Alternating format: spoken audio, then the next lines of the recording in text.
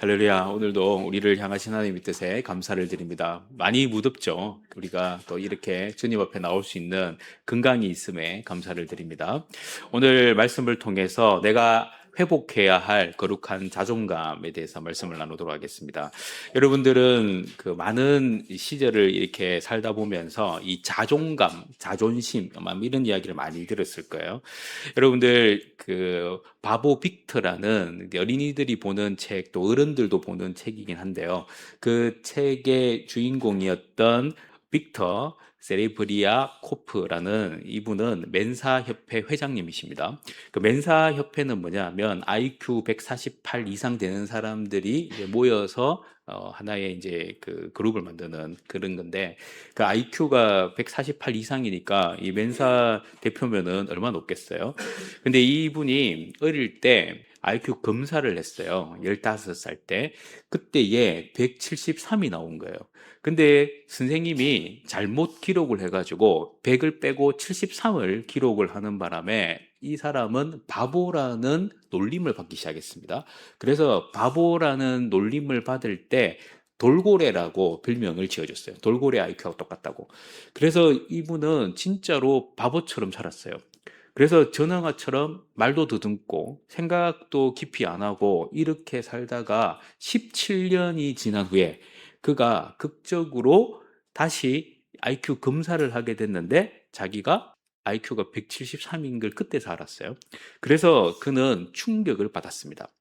그 책에 보면 이런 표현이 나옵니다. 내가 다시 시작할 수 있을까? 내가 다시 시작할 수 있을까? 시간이 30살이 넘어버려서 자기가 바보처럼 지금까지 살아왔는데 그 좋은 20대를 다 보내고 30대가 되어서 내가 이렇게 머리가 좋다는 걸 알았는데 과연 나는 다시 시작할 수 있을까? 그런 생각이 그에게 왔다는 거죠. 그래서 우리는 이 인생을 살다 보면 우리가 이 세상이 우리에게 말할 때 우리는 그것에 훅 갑니다. 네가 IQ 73이야 하면은 진짜 73으로 사는 거예요. 네가 173인 걸 까먹고 모르고 사는 거죠.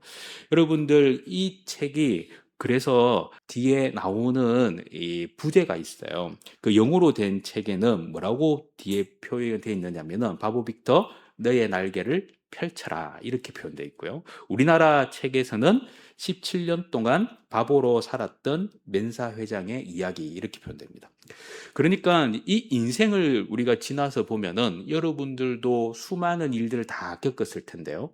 많은 부분에서 부모나 아니면 형제나 아니면 옆에 있는 친구들이 여러분들을 뭐라고 하는 그 말이 딱 꽂혀가지고 우리도 모르게 그것이 나의 감옥이 되어서 올가미가 되어서 그것에서 벗어나지 못하는 그러한 나를 보게 된다는 거예요.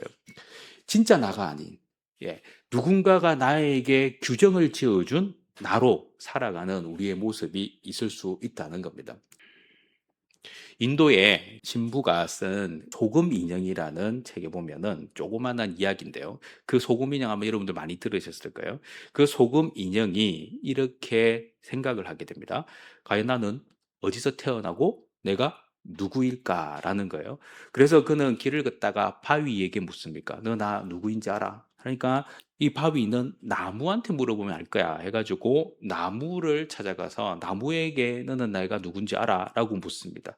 그러니까 나는 모르니까 해에게 한번 물어봐. 그래서 해에게 물어봅니다. 너는 나 누군지 알아? 그러니까 난 잘 몰라. 바람에게 한번 물어봐. 그러니까 바람에게 물어요. 너는 내가 누군지 알아? 아, 난 잘 모르겠어. 그러나 바다에게 물어보면 알 수 있을 것 같아. 그래서 이 소금 인형은 바다를 찾아서 산도 그리고 뭐 강도 건너서 결국 바다에 도착을 합니다. 바다야, 너는 나가 누군지 알아? 라고 물으니까 말로는 내가 말하기 어려우니까 이리 들어와 봐 해가지고 왼쪽 발을 탁 담그니까 왼쪽 발이 사라져 버렸어요. 그리고 깜짝 놀라가지고 도망가려고 하니까 아니 다시 더 들어와 봐. 그러면 뭔가 변화가 있을 거야. 겁내지 말고 들어와 하니까 발을 다 담궜어요. 그러니까 발이 다 사라져 버렸어요. 그리고 또 물었습니다. 용기를 더 내어서 더 깊이 들어와 봐 하니까 쑥 들어와 보니까 소금 인형이 바다라는 걸 알게 된 거죠. 그 소금은 바다에서부터 시작했다는 겁니다. 이 이야기가 그죠? 한 신부의 그 표현에서 시작된 내용인데 이것을 통해서 우리가 좀 깨달을 수 있는 것은 여러분들 우리가 세상에 우리 자신을 묻기 시작하면 여러분들을 하나님이 생각하는 인생으로 사는 게 아니라 세상이 여러분들에게 규정 짓는 방법, 그 테두리 안에서 내가 살게 됩니다. 그러나 내가 하나님께 묻기 시작하면 나의 인생의 창조주이신 하나님은 나를 제일 잘 아시기 때문에 정확하게 우리를 가르쳐 주십니다. 교회에 와서 하나님께 물으셔야 돼요. 그리고 교회에 와서 예수 그리스도를 만남으로 내가 누구인지를 깨달아 가야 합니다. 구원자이신 예수를 통해서 나의 인생이 어떻게 바뀌는지 보아야 되는 거죠. 교회에서 또 전능자이신 그 성령님을 통해서 내가 누구인가를 진짜로 깨달아가는 것, 이게 우리에게는 굉장히 중요한 사실이라는 거예요.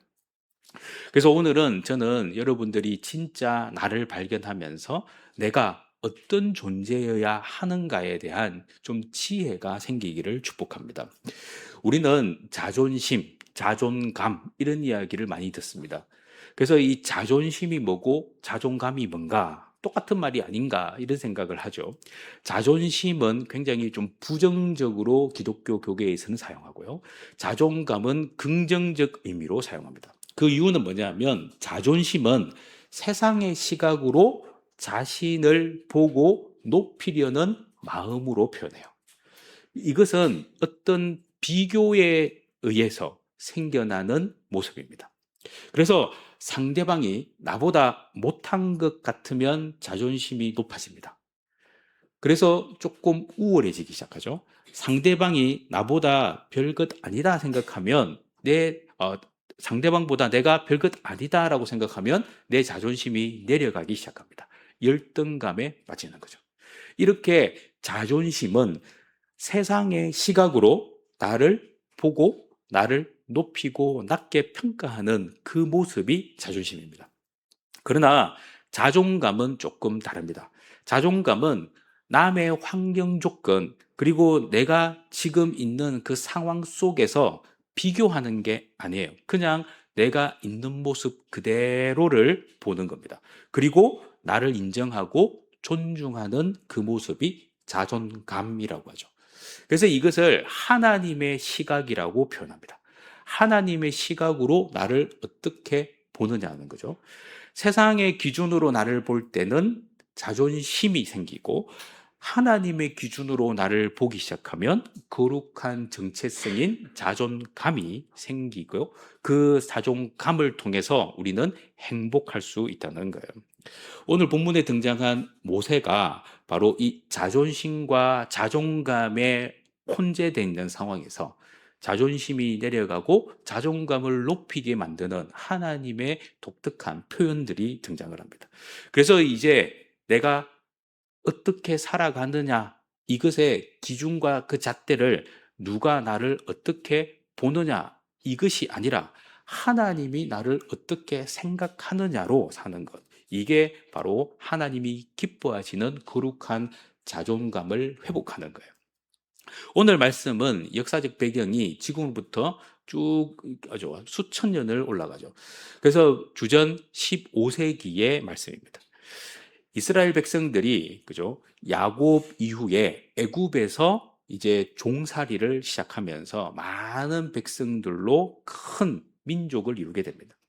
그러나 하나님께서 이들을 그냥 그곳에 두시면서 큰 민족을 이루게 하시다 보니까 이제 이들이 애굽의 질투의 대상이 되고 위협의 대상이 되어 버렸어요.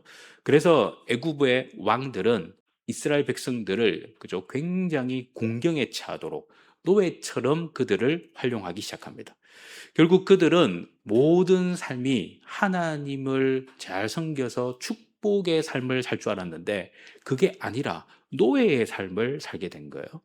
더 나아가서 이제 이 이스라엘 백성들이 큰 민족이 되면 안 되겠다라고 결정한 나머지 남아가 태어나면 다 죽여버려라라는 그러한 금지를 선포하게 됩니다.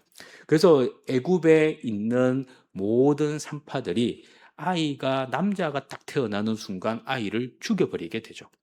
그러나 다행스러운 것은 하나님의 놀라운 계획 속에서 모세가 그곳에 있었는데 이 모세는 그곳에서 죽음을 피하게 되었어요. 결국 그 죽음을 피하게 되는 그 계기로 인해 가지고 모세는 갈대 상자에 넣어서 나일강에 떠내려 보내는 그러한 환경이 만들어지죠. 하나님의 놀라운 역사는 그 모세를 왕궁의 공주가 발견하게 됩니다. 그리고 양아들로 삼게 되죠. 그렇게 그는 이 공주의 아들로 인생을 완전히 탈바꿈하게 되는 놀라운 은혜가 생기게 됩니다. 자, 여기에서 굉장히 중요한 하나가 등장을 합니다. 이 모세는 이제 완벽한 자존심을 가진 인생이 되기 시작합니다. 어느 누구도 자기와 비교해서 자기의 우월성을 넘어뜨리거나 꺾을 수 있는 사람을 찾아볼 수 없게 되죠. 세상의 기준으로서는 그는 왕자고 그는 이 세상 어떤 사람보다 우월감을 가질 수 있는 완벽한 자존심의 최고봉을 찍게 됩니다. 열등감은 하나도 없습니다. 그냥 자존심만 있는 거죠. 그의 인생은 이렇게 그죠 모든 일에서 일치월장하는 것 같았습니다. 이가 결국 하나님께서 그를 가만두시지 않으셨어요. 이 애굽에서 이스라엘 백성들을 출애굽시키기 위해서 하나님은 모세를 사용하시게 되는데요. 그 모세를 사용하기 위해서 그의 인생을 흔들기 시작합니다. 그가 40세 되었을 때에 그는 이스라엘 백성들이 굉장히 애굽 사람으로부터 하대를 당하는 상황을 보게 됩니다. 그래서 가만히 못 있다가 그 애굽 사람을 쳐 죽이게 돼요. 근데 이것을 자기는 아무도 모를 거라 생각했는데 그 사실을 사람들이 알게 돼 버린 거예요. 결국 그는 자신을 위해서 산 게 아니라 힘들어하고 고통하고 하대받는 이스라엘 백성을 위해서 그 일을 했음에도 불구하고 그는 완벽한 자존심이 구겨집니다. 살인자의 인생이 돼버리고요. 이스라엘 백성들로부터 손가락질을 받게 되고요. 결국 그는 그곳에 있지 못하고 도망을 치게 되죠. 그래서 미디안 광야라는 곳에 가서 그의 인생을 살기 시작합니다. 자, 40이라는 나이, 굉장히 많은 나이이기도 합니다. 그러나 이제 또 그의 인생은 완전히 꺾여서 새로 시작을 하게 되는데 그곳은 자존심이 완벽하게 무너진 상태로서 40년을 살게 돼요. 그가 80세 되는 그 40년 동안 그는 광야 생활을 하고 짐승을 키우고 더 이상 세상 가운데에 자기를 드러낼 수 있는 그 어떤 방법도 찾을 수 없는 정말 비참한 상태가 되어버립니다. 이게 바로 인생입니다. 그래서 그는 하나님께서 그의 인생을 부르실 때에 그는 이렇게 고백을 합니다. 출애굽기 3장 11절 말씀입니다. 같이 한번 읽겠습니다. 시작. 모세가 하나님께 아뢰되 내가 누구이기에 바로에게 가며 이스라엘 자손을 애굽에서 인도하여 내리이까. 모세라는 사람이 이제 완벽하게 자기 자신이 꺾여버린 상태가 되었어요. 열등감에 사무치는 인생이 된 거죠. 자신은 능력도 없고 지위도 없고 미천한 존재다.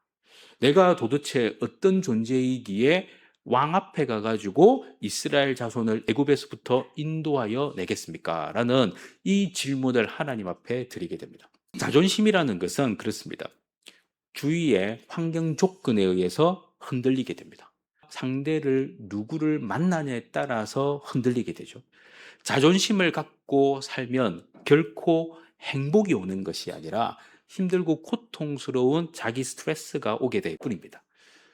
그러나 이 자존심을 버려야 자존감이 회복되는데 우리는 이 자존심 버리는 게 죽기보다 싫을 때가 있다는 거죠. 여러분들 잘 알고 있는 온도계는 항상 그 온도를 보여주는 것으로 끝입니다. 그러나 여기 지금 달려있는 내 온풍기, 이 온도 조절기죠. 이 온도 조절기는 우리가 설정한 그 온도를 만들어주죠. 26도 하면은 아무리 추워도 26도가 되도록 열기를 발하고요. 아무리 더워도 26도로 온도를 낮추어 줍니다. 그래서 26도라고 정한 그 온도를 지켜주는 거죠. 이게 뭐냐 하면 자존감입니다. 내 마음이 무너지고 자빠지는 그 이유가 뭐냐 하면 자존심이 구겨졌기 때문에. 그러나 자존심을 버리고 자존감을 붙드는 사람은 세상이 어떻게 변해도 누가 무슨 말을 해도 변하지 않습니다. 왜요? 그 자존감이 하나님이 주신 시각으로, 시선으로 만들어져 있기 때문인 것이죠. 그래서 기분에 따라서 자꾸만 이렇게 변동이 있는 사람은 자존심이 강한 사람이에요. 그러나 상관이 없어요. 나는 하나님의 자녀야 라는 뜻한 마음으로 그 마음을 지켜나가는 사람은 자존감이 강한 사람입니다. 그래서 자존심이 강하면 열등감이나 우월감에 자꾸만 뒤집어지면서 정신이 혼탁해지죠. 그러나 자존감이 강한 사람은 거룩하게 주님의 뜻을 받들어 나갈 수 있다는 사실이에요. 자, 그렇다면 하나님께서 만들어 주신 그 기준의 자존감, 거룩한 정체성, 이것을 우리는 어떻게 발견할 수 있느냐라는 겁니다. 오늘 우리가 읽었던 말씀은 이 모세가 자기가 누구인지, 자기의 부족함을, 정말 다행스러운 것은 그것을 하나님께 말씀을 드리고 있다는 사실이에요.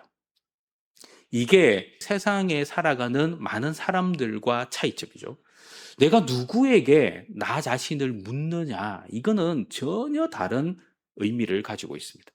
세상에게 여러분들이 나아가서 여러분 자신이 누구냐고 물으면 그 대답은 우리가 조금 전에도 말씀드린 것처럼 세상의 기준과 그 잣대에 의해서 우리를 평가합니다. 여러분들의 재력을 가지고 부자, 가난한 사람을 나눕니다. 여러분들의 학력을 가지고 이 사람은 박사, 고졸 이렇게 나누어 버려요. 여러분들이 자녀가 몇 명이냐에 따라서 다자녀, 자녀 없는 사람, 그죠? 결혼을 했으면 기혼, 결혼 안 했으면 미혼. 아주 단순하고 기준이 명확합니다. 그러다 보니까 그 기준에 합하면 좋은 일이 생길 수 있는 것 같지만 그 기준으로 우리의 인생을 평가하기에는 우리는 작은 우리의 모습을 보게 되는 거죠. 여러분, 결혼을 했다 안 했다로 우리를 평가하고 기준을 잡는다면 우리의 인생에 너무 많은 일들을 놓쳐버릴 수밖에 없습니다. 부자고 가난함으로 우리의 인생을 평가하기로 결정해버리면 가난한 사람은 아무것도 할 수 없는 거예요. 그러나 세상이 평가하더라도 우리의 인생은 그렇지 않다는 거예요. 그래서 우리는 우리가 원하는, 하나님이 원하는, 세상이 원하는 것 다 놓고 하나님이 원하는 것을 다시 붙드는 인생이 되어야 합니다. 하나님은 모세를 그렇게 이끌어 가시는 거예요. 모세의 자존심을 내려놓게 하시고 자존감을 회복케 하는 거예요. 그래서 하나님은 출애굽기 3장 12절에 이렇게 말씀을 합니다. 하나님이 이르시되 내가 반드시 너와 함께 있으리라. 나 아무것도 못한다라고 하는 그에게 내가 반드시 너와 함께 있으리라. 그 사람이 누구이길래 하나님이 함께 합니까? 그것은 하나님이 정하시는 거예요. 내가 누군데 라고 이야기할 필요가 없어요. 왜냐하면 하나님이 정한 대로 우리는 믿기만 하면 되기 때문에 그렇습니다. 하나님이 나를 어떻게 보느냐라는 거죠. 그래서 하나님은 이 모세에게 반드시 너와 함께 하겠다 이 말을 통해서 내가 너 선택했으니까 너는 내 것이고 나는 너와 끝까지 갈 거니까 걱정하지 마. 그리고 결국 내가 너에게 말하는 출애굽의 사명을 성취케 할 거야 라는 하나님의 모든 로드맵이 그곳에 다 들어 있습니다. 자, 그렇다면 하나님 말씀을 그렇게 들음에도 불구하고 모세는 그것을 자꾸만 거절하게 되죠. 모세가 이렇게 거절하는 그 모습을 어떻게 성경은 우리에게 말하는지 보겠습니다. 출애굽기 4장 10절 말씀입니다. 시작. 모세가 여호와께 아뢰되 오 주여 나는 본래 말을 잘하지 못하는 자니이다. 주께서 주의 종에게 명령하신 후에도 역시 그러하니 나는 입이 뻣뻣하고 혀가 둔한 자이니다. 모세는 하나님 앞에 나는 말을 잘 못하기 때문에 절대로 못합니다 라고 계속해서 거절합니다. 하나님은 선택하셨고 모세는 거절하고, 그래서 모세의 신앙을 모태신앙이라고 하죠. 모태요 신앙, 모태신앙. 그 모태신앙의 원조가 모세입니다. 모태로 태어나서 하나님을 잘 섬겨야 되는데, 모태신앙들은 항상 좀 표현하기 그렇지만 자기들의 곤조가 있어요. 그래서 고까지는 했는데 그 이상은 안 해요. 그래서 나중에 어떻게 됩니까? 하나님이 똑 부러뜨리죠. 그래서 부러뜨려 가지고 모태가 안 돼요가 아니라 이제는 해요 신앙으로 다 가도록 만드는 것이 하나님의 방법입니다. 모세에게 그렇게 하십니다. 그래서 모세는 하나님의 은혜로 그의 인생을 이끌림 받게 되는데요. 그 이끌림 밖엔 지가 말을 못한다라고 말하는 그 말에 하나님은 아론을 선택하시고요. 형 아론을 붙여가지고 네 말을 할 수 있도록 돕겠다라고 이야기를 합니다. 그러면서 하나님은 이 모세에게 아주 분명하게 말씀을 하시죠. 자, 11절과 12절 말씀을 같이 한번 읽겠습니다. 시작. 여호와께서 그에게 이르시되 누가 사람의 입을 지었느냐? 누가 말 못하는 자나 못 듣는 자나 눈 밝은 자나 이제 가라 내가 내 입과 함께 있어서 할 말을 가르치리라. 아멘. 우리의 입을 지으신 분이 누구냐라는 거죠. 말 못하고 듣고 그리고 눈이 있고 없고 그 모든 것을 허락하신 분은 하나님 그분이십니다. 그런데 이 메시지가 왜 중요한가? 우리의 존재의 의미를 가르쳐 주는 거죠. 나의 인생이 이렇게 만들어지든 저렇게 만들어지든 그 하나님은 다 이유가 있다는 사실입니다. 그래서 내 입이 있고 내가 말이 어둔해도 하나님은 그 일을 이루어 가시는 거예요. 자, 우리가 한번 조금만 깊이 생각해 보면 모세가 과연 말을 잘 못하는 사람일까요? 그렇지 않습니다. 모세는 그 당시에 소위 말하는 가장 완벽하고 가장 고등교육을 받은 사람이고요. 그는 왕 위에 오를 수 있는 능력자였습니다. 그런데 무슨 말을 못해요. 근데 그가 자존심이 꺾여버리고 40년 동안 광야에서 생활을 하다 보니까 왕궁에서 생활했던 그 40년의 지난 과거가 그의 인생에는 상처로 남는 거예요. 그러니까 지금 나는 이곳에 있는 이것밖에 안 되는 인생인데 내가 무슨 말을 할 거야 라는 자존심이 꺾여버린 겁니다. 내가 옆에 있는 누구를 봐도 내 모습이 정말 보잘것없는 것이죠. 그래서 그는 말을 못한다라고 말할 수밖에 없었고요. 더 나아가서 40년 동안 짐승하고 대화를 한다고 해서 뭐 말이 늘겠습니까? 아니면은 주위에 있는 사람들이 많아서 말을 하겠습니까? 그렇게 말없이 시간을 보내다 보니까 실제로 말할 수 있는 능력이 많이 감퇴될 수도 있습니다. 근데 하나님은 그러한 과거의 이 모세를 계속해서 말씀하는 게 아니라 앞으로 그에게 주어질 일들을 말씀하시죠. 그래서 하나님은 그를 이끌어 가시는 거예요. 오늘 우리의 인생도 마찬가지입니다. 여러분들 과거에 내가 어쨌건 뭐 어쨌든 그게 중요한 것 아닙니다. 그거는 예수 그리스도 이름으로 다 해결을 받습니다.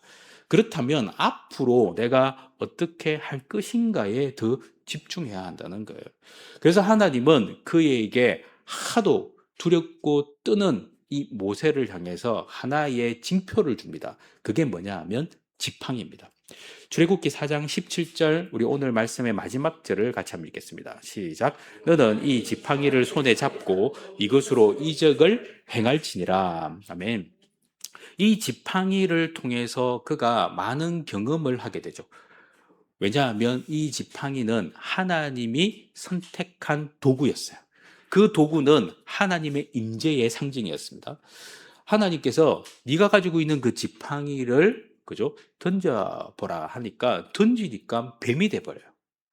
그리고 그 꼬리를 잡아라고 하니까 꼬리를 잡으니까 지팡이로 변합니다.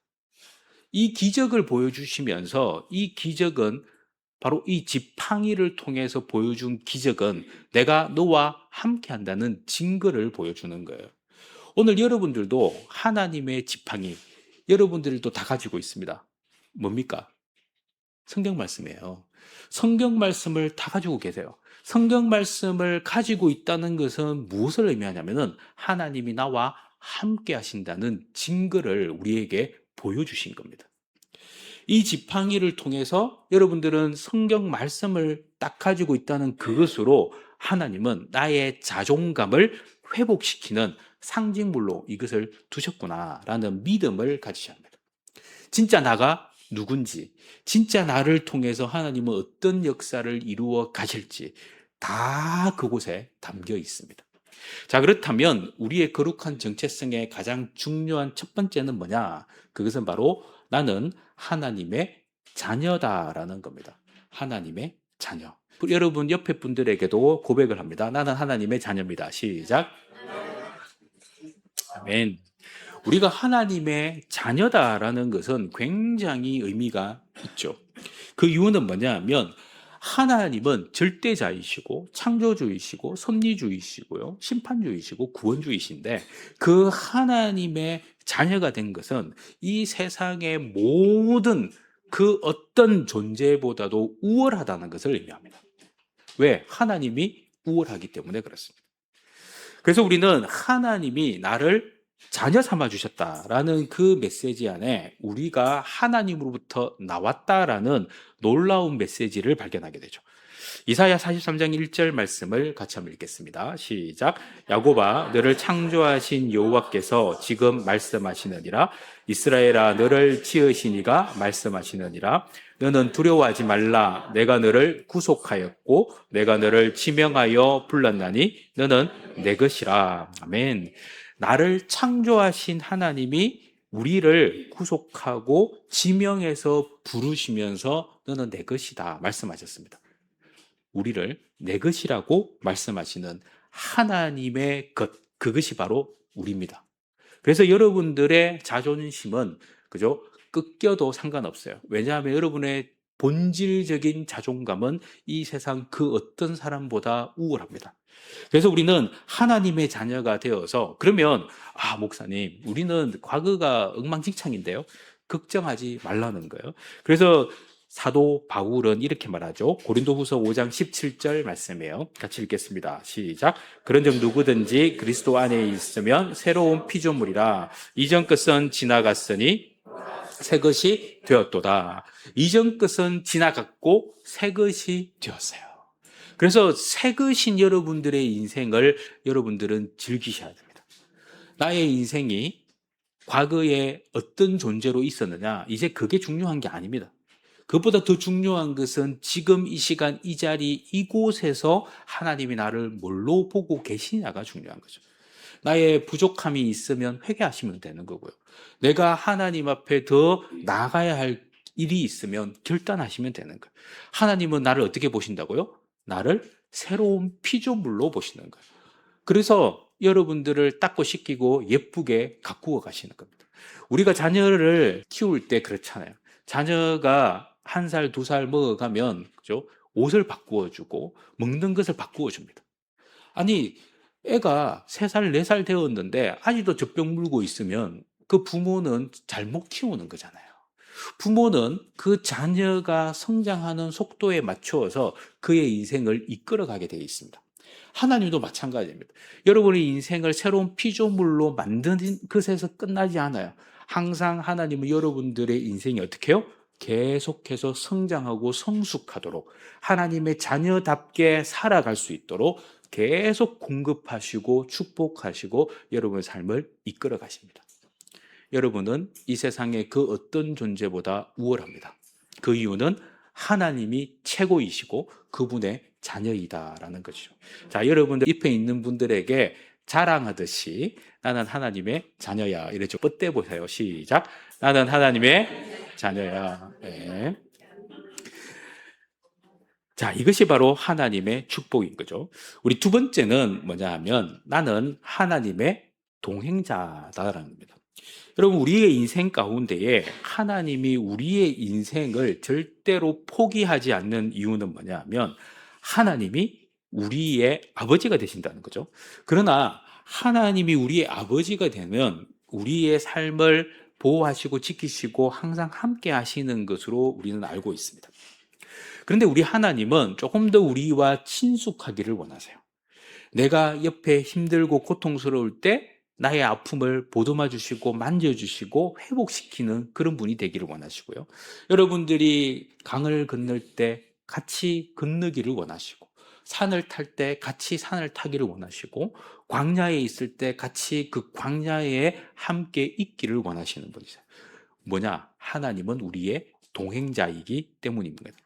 그래서 우리는 하나님이 나를 사랑하시는 그 사랑에 강력한 은혜로 등장하는 부분이 뭐냐면 바로 동행하시는 하나님이시죠. 이사야 41장 10절 말씀을 같이 한번 읽겠습니다. 시작. 두려워하지 말라. 내가 너와 함께함이라. 놀라지 말라. 나는 내 하나님이 됨이라.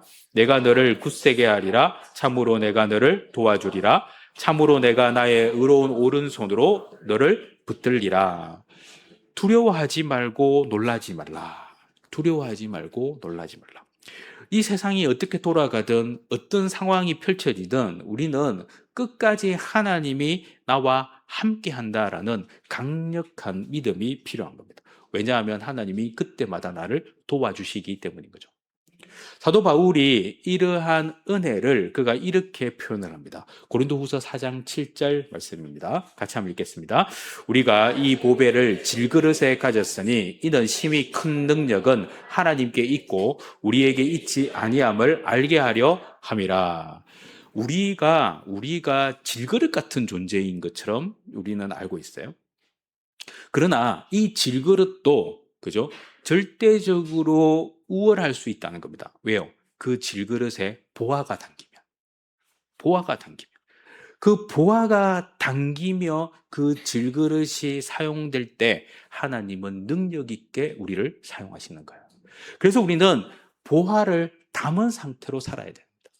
예수 그리스도를 담은 상태로 살아야 돼요. 예수 그리스도를 내 안에 품으면서 계속 살아가시면 세상의 그 어떤 것과도 비교할 수 없는 자존감을 가질 수 있습니다. 여러분들, 이 모습을 그대로 표현한 사람이 누구냐면 다윗입니다. 다윗은 그죠? 이새라는 사람의 8번째 아들입니다.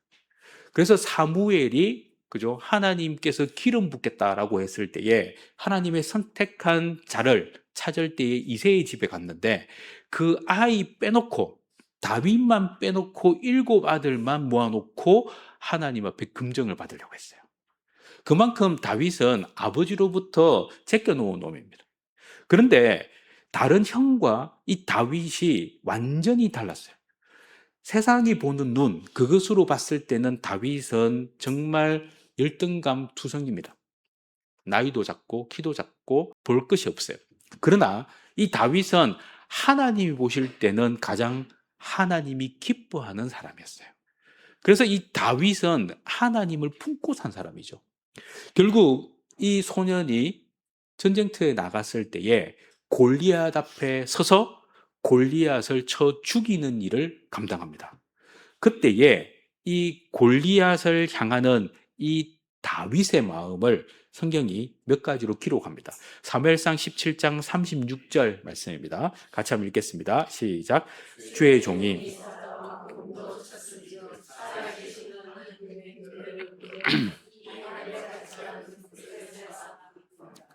그가 그 짐승의 하나와 같이 되리이다. 자기를 주님의 종으로 표현하죠. 그래서 하나님이 주인이시고 나는 종이다. 그래서 자기가 하나님이 기뻐하시는 일을 하겠다라는 거예요. 그 어린 다윗이 골리앗 앞에 서겠다라는 표현을 씁니다. 그리고 골리앗, 그를 뭐라고 표현합니까? 짐승의 하나처럼 생각한다라고 표현합니다. 그의 자존감이 굉장히 높은 거죠. 그래서 장수를 봐도 장수로 보이는 게 아니라 짐승으로 보이는 거예요. 왜? 그가 하나님 마음을 품었기 때문에 그렇습니다. 사무엘상 17장 45절 말씀을 같이 한번 읽겠습니다. 시작. 다윗이 블레셋 사람에게 이르되 너는 칼과 창과 단창으로 내게 나아오거니와 나는 만군의 여호와의 이름 곧 내가 모욕하는 이스라엘 군대의 하나님의 이름으로 내게 나아가노라. 이제 다윗은 블레셋 사람 이 골리앗 앞에 섰을 때에 분명히 이야기하죠. 자기는 무기가 칼도 없고 창도 없고 단창도 없다. 그러나 나는 하나님 여호와의 이름으로 나아가겠다. 그래서 니한테 이기겠다라고 표현합니다. 자기 마음속에 하나님이 계신 거죠. 그리고 자기의 자존감은 어마어마하게 높아져 있습니다. 결국 물맷돌 돌멩이 한 개로 골리앗을 쳐 죽이게 됩니다. 이게 바로 진정한 믿음이고 이게 바로 진정한 정체성의 모습입니다. 여러분 안에도 내가 하나님의 자녀다. 내가 하나님이 나와 함께하는 하나님과의 동행자다라는 것을 확신하는 여러분이 되시기를 축복합니다. 마지막으로 세 번째는 나는 하나님의 사명자다라는 겁니다. 거룩한 정체성에 결국 우리를 하나님이 이끌어가는 결론적인 모습이죠. 모든 그리스도인들은 다 이것에 믿음으로 고백을 해야 됩니다. 에베소서 2장 10절 말씀입니다. 같이 한번 읽겠습니다. 우리는 그가 만드신 바라 그리스도 예수 안에서 선한 일을 위하여 지으심을 받은 자니. 아멘. 하나님이 우리를 만드셨고요. 예수를 믿는 우리는 이제 선한 일을 위해 지원받았다라고 표현합니다. 그 선한 일이 뭡니까? 하나님의 목적이죠. 바로 하나님 나라와 의를 구하는 우리의 인생 일을 뜻합니다. 그래서 하나님이 우리를 만드셨는데 걸작품으로 가장 우월한 존재로 만드셨어요. 그 이유를 분명히 설명하죠. 선한 일을 하라고. 그 선한 일을 위해서 우리는 뭐 해야 돼요? 믿음으로 나가야 합니다. 그 선한 일의 모습을 갖기 위해서 정체성을 가지고 하나님이 우리에게 의도한 바들을 깨달아가는 것, 이게 중요하죠. 그래서 베드로전서 2장 9절에 사도 베드로가 이렇게 표현합니다. 같이 읽겠습니다. 시작. 그러나 너는 택하신 족속이요 왕같은 제사장들이요 거룩한 나라요 그의 소유된 백성이니 이는 너희를 어두운 데서 불러내어 그의 기이한 빛에 들어가게 하신 이의 아름다운 덕을 선포하게 하려 하심이라. 아멘. 우리 하나님이 우리를 부르시는 그 놀라운 그 은혜가 결국 하나님의 아름다운 덕을 선포하게 하는 거예요. 결국 하나님의 선한 일을 위해서 우리를 지었다라는 그 표현과 일맥상통한 겁니다. 그래서 여러분들은 모든 일에 있어서 하나님이 주시는 자존감을 딱 가지고 이제 하나님이 기뻐하시는 선한 일에 집중하시면 하나님은 그 모든 역사를 이루어 가십니다. 그것은 나의 능력도 상관없어요. 나의 어떤 지위도 상관없어요. 그냥 그곳에서 하나님 마음을 가지고 믿고 가면 되는 거예요. 왜? 하나님은 우리를 선한 일을 위해서 지었기 때문에 아름다운 덕을 선포하도록 우리를 이끌고 계시기 때문에 그렇습니다. 그것이 바로 사명입니다. 사명은 내가 있는 이 자리, 이곳, 이 장소, 지금 이 시간이 중요합니다. 나중에 해야지. 나중은 안 올 수도 있습니다. 좀 이따가 내가 뭔가 좀 잘 되면 해야지. 잘 안 될 수도 있습니다. 그래서 그것이 중요한 게 아니라 지금 이 시간, 이 자리, 이곳이 중요해요. 그것에서 하나님이 주신 그 사명을 깨닫고 그 사명에 반응하셔야 됩니다. 하나님은 미루는 자에게 은혜를 주시지 않습니다. 하나님은 그 자리에 결단하는 자들에게 은혜를 주십니다. 다윗 보세요. 아유, 제가요, 지금 도시락 들고 왔는데 형들 도시락 다 주고 아버지한테 허락도 좀 받아야 되겠고, 제가 어제 밤을 새가지고 너무 힘든데 좀 한숨 푹 자고 몸을 좀 다스리고 그때 와서 골리앗 한번 이길 수 있도록 한번 해보겠습니다. 그 말은 성경에 기록되지 않습니다. 다윗의 선택은 그 순간이었어요. 전혀 계획이 없었어요. 전혀 그에게 하나님은 이런도 말하지 않았습니다. 그 당시에 그 상황, 그곳에서 그의 믿음이 발현됩니다. 그리고 그의 자존감은 그 믿음을 완전히 이룰 수 있도록 하나님의 축복의 통로가 되어버린 거죠. 오늘 저와 여러분들도 마찬가지입니다. 내가 하나님으로부터 자존감을 제대로 깨달으면 좀 걱정거리를 내려놓으셔야 돼요. 앞으로 어떻게 될까? 앞으로는 하나님이 책임져 주십니다. 여러분들 지금까지 그랬잖아요. 지금까지 여러분들 머리 쓰고 뭐 열심히 한다고 뭔가 되던가요? 머리 쓰고 열심히 하는 사람이 더 안 되는 경우가 많습니다. 왜냐하면 하나님의 방법은 그게 아니기 때문입니다. 하나님은 내가 하는 게 아니라 하나님이 하신다라는 믿음을 가지고 나는 거기에 순종할 뿐이라는 거죠. 인간의 조건, 환경, 그게 나의 인생을 좌지우지하지 못하도록 여러분 스스로가 다시 한번 믿음으로 서기를 축복합니다. 거룩한 자존감 회복해야 합니다. 오늘 이 시간 이 자리에서 기도하심으로 회복하십시오. 지난날의 것들 내려놓으시고 하나님이 기뻐하시는 것들 마음에 품고 오늘도 승리하는 저와 여러분이 되시기를 간절히 소망합니다. 아멘.